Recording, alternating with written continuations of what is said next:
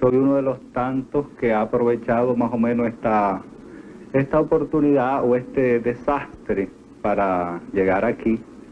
Y en realidad la sensación que yo siento en ningún momento es de triunfo, ni digamos de una gran alegría, sino es una sensación hasta cierto punto de paz por estar vivo y por haber salido de allí. Pero es la misma sensación que puede sentir una persona que sale de la casa cuando se está quemando. O sea, la casa se quemó de todos modos y yo me salvé la vida, pero la casa se quemó. Among those who flee is the writer Reinaldo Arenas. With his works published in various languages but censored in Cuba, the author of Hallucinations is perhaps the best known of the young Cuban novelists. El escritor que defienda una dictadura, y sobre todo una dictadura tan minuciosa en su espanto como son las dictaduras totalitarias de izquierda, está defendiendo su sepultura, y por lo tanto, dentro de más rápido vaya para ella, es mejor para él y para los lectores que tiene. Eso es claro, me parece que es así. Claro, hay una posición muy ventajosa entre los escritores estos de izquierda que viven en los países capitalistas, que disfrutan de todas las ventajas de la democracia y que además disfrutan también de la rentabilidad que da atacar a la democracia viviendo en un país democrático, ¿no?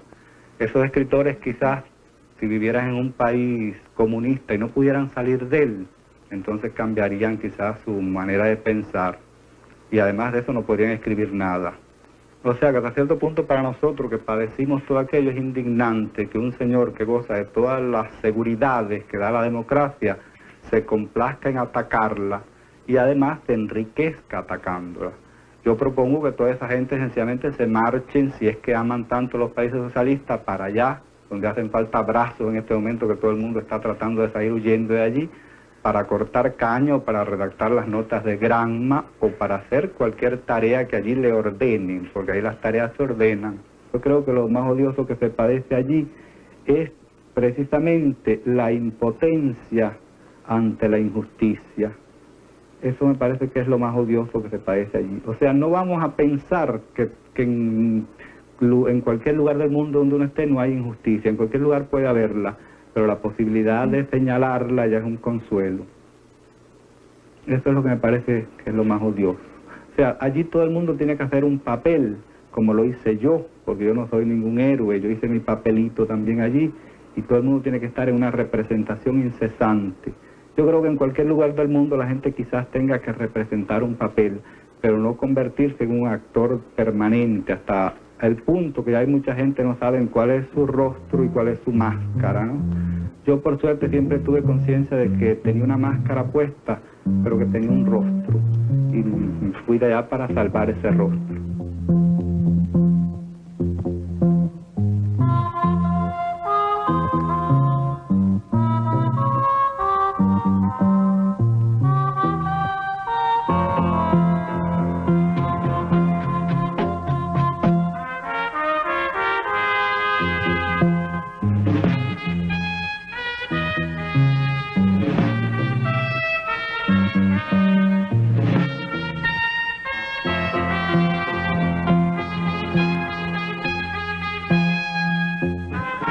Je m'appelle Reinaldo Arenas, je suis né à Cuba, je crois qu'il y a 40 années.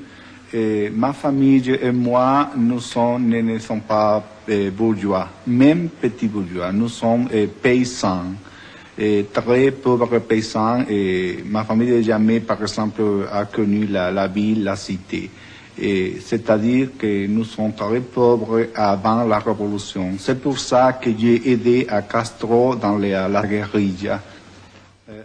In 1965, Reinaldo Arenas won the National Literary Award for his novel, Celestino. This was the first and last of his books published in Cuba. So Arenas smuggled his manuscripts out of the country, incurring Cuban authorities' displeasure. In 1974, he was sentenced to 18 months confinement in Havana's El Moro prison. In 1980, taking advantage of the confusion caused by the great exodus from El Mariel, Arenas left Cuba. Yo estuve en el Morro prácticamente el año completo, pero la prisión del Morro a partir de 1979 fue cerrada, porque parece que resultaba demasiado escandaloso que hubiese una de las más sórdidas prisiones en Cuba frente precisamente a La Habana y en la misma entrada del puerto de La Habana, donde pasaban todos los barcos y donde incluso era un lugar turístico. Pero al lado del Morro está la prisión de La Cabaña, que también es una construcción hecha más o menos por aquellos siglos, XVI o XVII, e incluso una de las prisiones políticas más siniestras en Cuba, porque es donde se fusila además. En el Morro ya no se fusilaba. Cuando a alguien lo llevaban para La Cabaña, siempre se tenía la impresión de que era una persona que se iba a ver por última vez, porque si se trasladaba del Morro para La Cabaña, era que iba a ser fusilado en La Cabaña. El Combinado del Este, que es la prisión más grande que hay hasta ahora en Cuba, que es una especie de ciudad-prisión, con una enorme cantidad de galeras, edificios de varios pisos, donde hay cabida casi como para 100.000 presos, fue construido además por nosotros mismos, por los presos. Y entonces allí trabajábamos como natural, como trabajo forzado, construyendo aquella enorme cárcel. Una vez, desde luego, que yo cumplo aquella sentencia, viene lo que ellos llaman un plan de rehabilitación. En ese plan consiste en que uno tiene que decir que uno desde luego se retracta de la vida que uno ha tenido antes, uno ya no va a hacer ningún tipo de actividad en contra del sistema, incluso hasta sexualmente uno se ha reeducado, entre comillas, y para que pudiéramos reeducarnos perfectamente, a mí me llevaron a trabajar a una serie de edificios como ayudante de albañil que se estaban construyendo en un reparto llamado Flores, para donde vivían los técnicos soviéticos. Lo primero que me pasa cuando yo salgo de la cárcel es que intento volver para la casa donde yo vivía y ver si recupero mis manuscritos, pero ya no pude entrar en aquella casa, porque una vez que uno está preso, la casa y todas las pertenencias que uno tiene ya pasan a ser confiscadas por el Estado. Entonces me vi sencillamente en la calle, o sea, la casa tenía un sello y yo no podía entrar a aquella casa. Incluso yo recuerdo que yo tenía uno de los manuscritos, que creo que fue el único que se salvó en aquel momento, sobre el techo de la casa escondido debajo de las tejas en unos nylon. Y entonces el problema consistía en cómo yo podía subirme al techo de una casa que ya no era mía, ni al cual yo tenía acceso para recuperar aquel manuscrito. Y, en fin, en una noche con varios amigos vigilamos y yo me subí al techo de la casa y cuando subí, aunque parezca increíble, ya el manuscrito no estaba allí. O sea que ellos habían registrado hasta el mismo techo de la casa. Cuando yo salgo de la cárcel, aunque parezca increíble, era precisamente en el momento en que yo era más conocido en el extranjero, en el momento en que se traducen mis libros al francés y a más de 10 idiomas. Y sin embargo, en ese momento es cuando yo soy en Cuba una no persona, no tengo ni siquiera una máquina de escribir y ni siquiera un cuarto donde poder escribir. Vivo como un vagabundo pidiendo que me dejen dormir una noche en casa de alguna amistad y en otro lugar. Y sencillamente la gente que viene a preguntar por mí no le dan razón de que yo existo. En ese momento yo creo que yo paso a encarnar un típico personaje de Orwell. Soy una no persona. José Napoleón Oropeza, que es un novelista conocido y ha publicado como 5 novelas en España y en Venezuela, llega a Cuba y se presenta a la Unión de Escritores y Artistas de Cuba y le pregunta a los funcionarios de allí, a Guillén y otros funcionarios, que quería ver a Reinaldo Arenas, y le dicen, no, aquí no hay ningún escritor que se llame Reinaldo Arenas, y le enseñan la lista de escritores donde efectivamente yo no aparecía. Entonces va a la Casa de las Américas, y en la Casa de las Américas se entrevista también con otro funcionario que dice, usted está equivocado, en Cuba nosotros no tenemos ningún escritor que se llame Reinaldo Arenas. Finalmente va a ver a Lezama Lima, y Lezama Lima con mucho miedo, eso es el testimonio directo de Napoleón Oropeza, le cuenta ya en la ventana, dice, mejor es que usted no indague más por Reinaldo Arenas, porque Reinaldo Arenas está preso o acaba de salir de la cárcel. Cuando Fidel Castro habla, incluso cuando pronuncia o publica aquellas leyes que condenan a los mismos homosexuales o a cualquier ser humano, esos seres humanos tienen que ir a la Plaza de la Revolución y aplaudir aquellas leyes. O sea que es increíble que aquellas leyes por las cuales a lo mejor vamos a ir al campo de trabajo forzado o a la cárcel, nosotros tenemos que aprobarlas y aplaudirlas. Todo ser humano tiene que hacer esa simulación porque uno depende del Estado. El Estado es quien le da a uno trabajo, el Estado es quien lo puede meter en la cárcel o quien le puede dar la posibilidad de que uno pueda entrar, por ejemplo, a estudiar en una universidad, el que puede que uno pueda mejorar su empleo. Es decir, que todo ese tipo de leyes delirantes llevan a la persona a un estado paranoico. Y, por ejemplo, si esa persona en ese estado paranoico, con la ley de la extravagancia, la ley contra la vagancia, la ley del diversionismo ideológico, la protección sexual y normal del desarrollo de la familia, intenta irse del país, pues entonces hay otra ley que se llama la ley de las salidas ilegales del país. Es decir, que si usted intenta irse en una lancha, en una cámara, nadando como pueda o en un avión, sencillamente está yéndose ilegal del país, se llama salidas ilegales y es condenado a 5, 6 o 4 años. Tu canal 23. El domingo la Junta Patriótica concluyó su congreso anual y esta mañana su presidente Antonio Varona, quien resultó reelecto este año, se reunió con los delegados de otros estados en acto de despedida. La Junta Patriótica hizo hincapié en la necesidad de mover la opinión pública para que se les conceda asilo político a los cubanos que escapan de Cuba.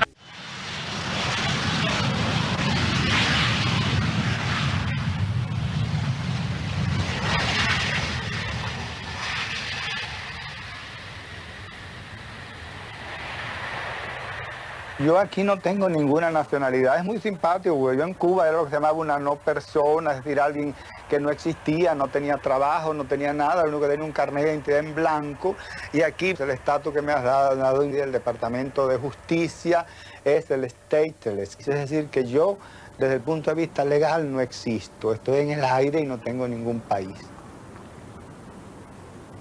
Mi nombre es ahora, por el momento, Reinaldo Arenas, soy un escritor cubano, exilado, vivo en Nueva York. Bueno, me dedico a escribir y a sobrevivir, soy una persona, digamos, lo que aquí se llama disidente en todos los sentidos, porque no soy religioso, soy homosexual y a la vez soy anticastrista, es decir, que yo creo que reúno todas las condiciones para que no se me publique nunca un libro y para vivir al margen de toda sociedad en cualquier lugar del mundo. Entonces, pues bueno, esa es mi vida. Vea, mi vida no, porque es muy larga. Ese me recuerda mi etapa de campesino, que hay una historia que siempre cuento cuando yo era guajiro. Bueno, me dijo que lo seguiré diciendo, que cuando nosotros íbamos caminando por un río, se apareció un hombre muy lindo con un sombrero y tenía un pelo rizo, un hombre muy bello. Yo tenía nada más 5 años, pero aquel hombre se acercó donde yo iba con mi madre y mi madre se enfureció y le decía horrores, hijo de puta, canalla, vete, y le empezó a tirar piedras. Pero a pesar de todas aquellas pedradas, el hombre se acercó a mí, se metió la mano en el bolsillo y me dio 2 pesos, cosa que en aquella época era un capital para un guajiro como yo, que tenía 4 años, estoy hablando de los años 48. Y después mi madre empezó a llorar, el hombre se fue porque mi madre le tiró unas piedras terribles, estábamos al lado de un río y le tiró todas las piedras que aparecían a la orilla del río. Y cuando llegamos a casa de una de mis tías, que mi madre iba llorando, yo me enteré que aquel hombre era mi padre. No lo volví a ver más, nada más tengo esa imagen de los 2 pesos que me dio, que por cierto mi tía me los pidió prestado y no me los volvió a pagar, y de ese señor que se apareció y desapareció inmediatamente y me dio aquellos 2 pesos. Bueno, de aquí lo que yo como, lo casa más rápido. Esto es una cosa que me preparé aquí mismo con comida de niño. Estos son malangas y aguacates y espinacas. Y como mucho, esto es papaya, que nada más la soporto así en compotas. Y estos son comidas de niño, sí, completamente. Yo creo que debe ser que yo no he perdido mi condición infantil, porque yo sigo siendo un niño, desde luego, y hago la misma vida de siempre. Me gustan mucho los juegos, me gustan mucho las bromas y me gusta mucho el mundo infantil. Y además es mucho más práctico para una persona sola, pues comer comidas de niños, son menos dañinas, más agradables, muy fácil de preparar. Yo estoy escribiendo una novela, por ejemplo, y abro una compota, lo que se llama aquí un baby food, y me lo preparo en 2 o 3 minutos y ya nada más. Esto aquí así. Estamos armados para allá. Yo siempre cuando vengo a Miami, no vengo a la ciudad de Miami, que es una ciudad realmente espantosa. Entonces yo siempre vengo para la playa y precisamente para esta zona, que es la zona más peligrosa. Tal vez porque a mí me gusta mucho vivir siempre al borde del peligro. Es emocionante saber que a lo mejor al salir de la calle me van a clavar un cuchillo o me van a violar, cosa que ya es difícil que a estas alturas desgraciadamente me suceda. Pero bueno, siempre es interesante vivir en esta zona. Yo siempre vengo desde hace 10 años casi a esta zona y muchas veces a este mismo hotel.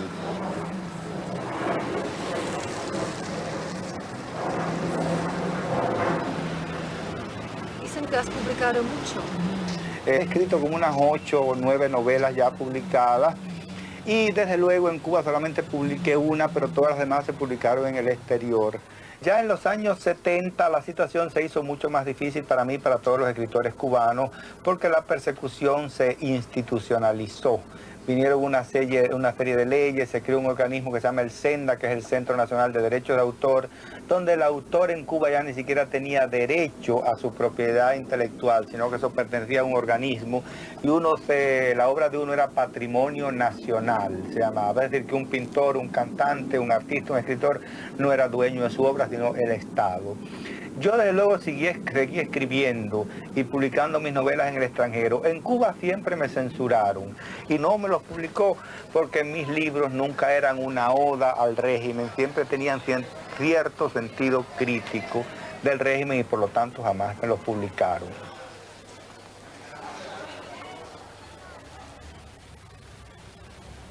En el año 73, la policía llega a mi casa, me arresta, me quitan todos los papeles que yo tenía allí y me llevan al Morro. El Morro es la prisión más sórdida de Cuba. Ya lo cambiaron y ahora es un museo, pero de todos modos sigue la cabaña donde se fusilan a la gente. Entonces en el Morro yo estuve unos 2 años y la situación allí era terrible porque a mí no me pusieron con los presos políticos, en los cuales hay cierta clemencia. Yo fui con los presos comunes.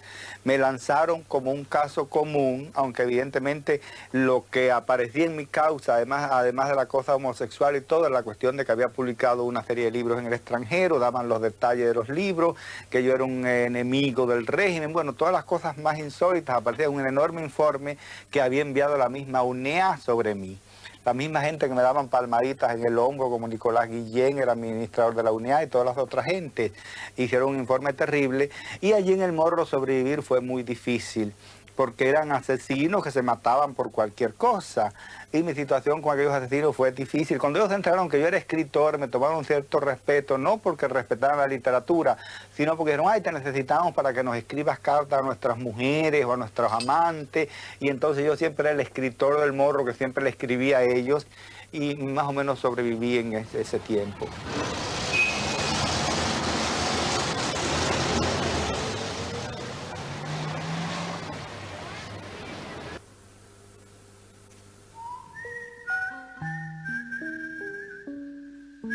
Qui sont traduits de l'espagnol par Aline Schulman, chez le même éditeur, Presse de la Renaissance, Fin de défilé. Ce sont des nouvelles que vous avez écrites à Cuba. À Cuba, avec l'exception de la dernière nouvelle qui est écrite après avoir quitté Cuba. Mais là, alors là, c'est une satire, là aussi, sous forme de nouvelles, de Cuba, de la vie à Cuba. Ah oui, bien sûr. C'est une satire épouvantable, parce que je crois que dans mon cas, je suis un homme qui vient de subir plusieurs enfers.